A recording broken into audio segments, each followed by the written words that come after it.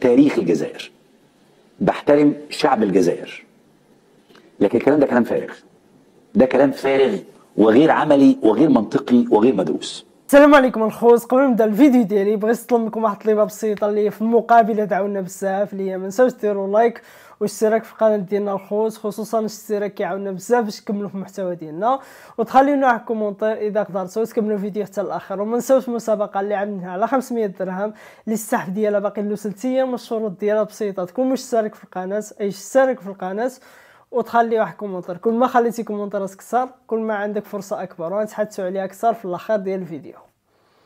اليوم هو اليوم، نعم هو اليوم والله يا جماعة حصلت حاجة. شفتوا ذكروني اللي كانوا يغشوا لما كنا نعمل براشم لما كنا ندخل في الاختبارات زمان. أنا مرة عملتها الغش. شفتوا الغش لما ندخل الامتحانات ونعمل كذا غش في مكان وبعدين نطلعها في الامتحان ونحل. هذول عملوا هكذا. الجزائر ذهبت وأخذت معها ضمن الوفد واحد من البوليزاريو. خلوني أوريكم إياه.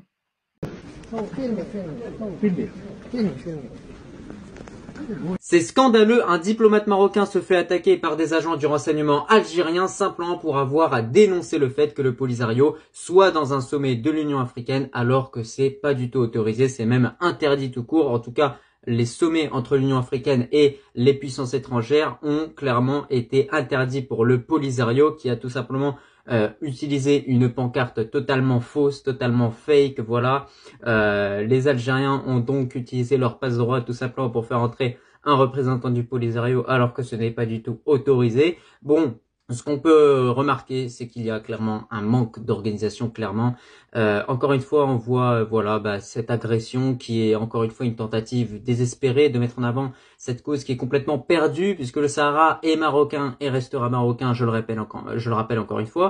Je vous invite vraiment à republier cette vidéo puisque pour moi cette agression elle est très grave et moi je vous le dis encore une fois, c'était totalement légitime et il avait totalement le droit justement le diplomate marocain de dénoncer la présence du Polisario durant ce sommet-là alors qu'ils n'ont pas du tout été invités. Et pour finir, hein, voilà en beauté, je vais tout simplement vous passer la vidéo, d'accord, où le gars vient avec sa fausse pancarte et va tout simplement la mettre alors que avant que les diplomates rentrent dans la salle, il y avait déjà les pancartes qui étaient installées. Donc lui, il est juste venu avec son sac, il a sorti sa fausse pancarte, puis il l'a posée devant. République Sahraoui, hein, je vous rappelle encore une fois que le Polisario n'a ni territoire ni peuple, donc c'est vraiment ridicule. Ça me fait de la peine limite pour eux.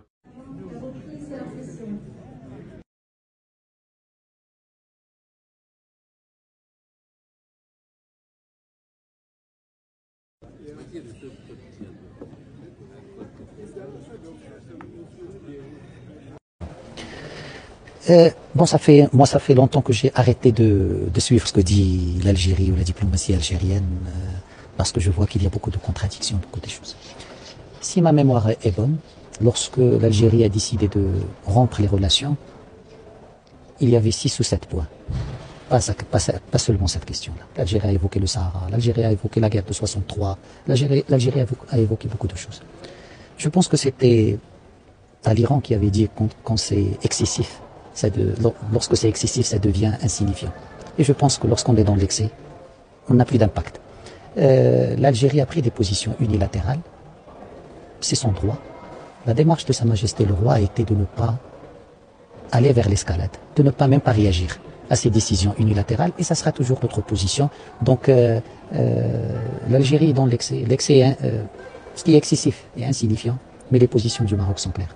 Est-ce que pour vous, l'hypothèse d'une confrontation militaire directe entre vos deux pays est envisageable aujourd'hui, exclue? Le Maroc n'est pas dans l'escalade, le Maroc n'insulte pas l'avenir, et le Maroc pense qu'on ne change jamais la géographie.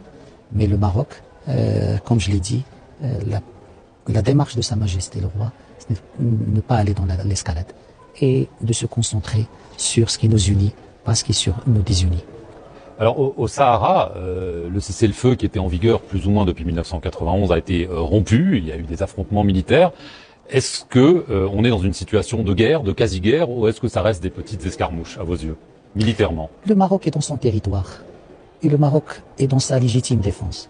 Le Maroc n'a jamais cherché la confrontation. Le Maroc est pour une solution dans le cadre des Nations Unies de ce problème, dans le cadre de l'autonomie, ce souveraineté marocaine. Et ceux qui ont rejeté les résolutions du Conseil de sécurité. Ce n'est pas le Maroc qui a sorti un communiqué en octobre pour dire je rejette la résolution adoptée par le Conseil de sécurité. C'est ce pays-là qui a officiellement rejeté la volonté de la communauté internationale. À propos, est-ce que l'initiative de l'envoyé spécial des Nations Unies a un avenir ou est-ce que c'est mission impossible? On a le sentiment que la situation est bloquée, l'Algérie reste sur la même position, à savoir des négociations directes entre vous et le Polisario, ce que vous refusez. Est-ce qu'on n'est pas dans une impasse? Il ne faut pas mettre l'Algérie et le Maroc sur un pied d'égalité. Le Maroc est en ligne. Le Maroc est aligné sur la résolution du Conseil de sécurité. L'Algérie ne veut pas cette résolution. Donc pour le Maroc, il est à l'aise. L'envoyé personnel a un mandat, a un cadre d'action. Lui-même dit qu'il travaille pour les tables rondes. Si l'Algérie ne veut pas, c'est son problème. Mais est-ce que vous pensez que ça va se débloquer? Moi, je pense que, en tout cas pour le Royaume du Maroc, il y a une volonté pour trouver une solution dans le cadre de l'initiative d'autonomie marocaine et rien que l'initiative d'autonomie marocaine. Le cadre, c'est un cadre des tables rondes avec la participation de la véritable partie à ce différend régional.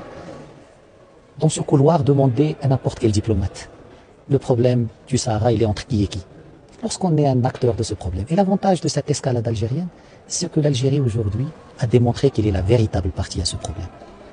Dans la salle, il n'y a que l'Algérie qui prend la parole sur. C'est un pays qui a su se développer formidablement bien parce que vous avez aujourd'hui toute une série d'activités. Regardez le développement de l'activité industrielle, la zone de Tanger, la création, le développement du port de Tanger, qui est un point stratégique puisqu'il est au passage entre l'océan Atlantique et l'océan et la mer Méditerranée, hein, et donc c'est très intéressant pour tout le monde. Le port de Tanger et toute sa zone est une réussite. Sa Majesté Hassan II avait dit, je me souviens quand j'étais jeune, il avait dit, si vous voulez ne pas souffrir trop de l'immigration dans les pays européens, investissez dans des usines dans les pays dont viennent les migrants. Bon, il y a eu, pour les Français, mais il y a d'autres aussi qui ont un formidable développement économique qui s'est fait. Bon, quand je vois le développement du Sud, hein, ça ne peut être fait que dans une vision à long terme. Darla, si vous voulez, le développement du Sud, le développement d'une ville de Darla, une ville de 100 000 habitants, là où il y avait du désert, ça se fait pas comme ça.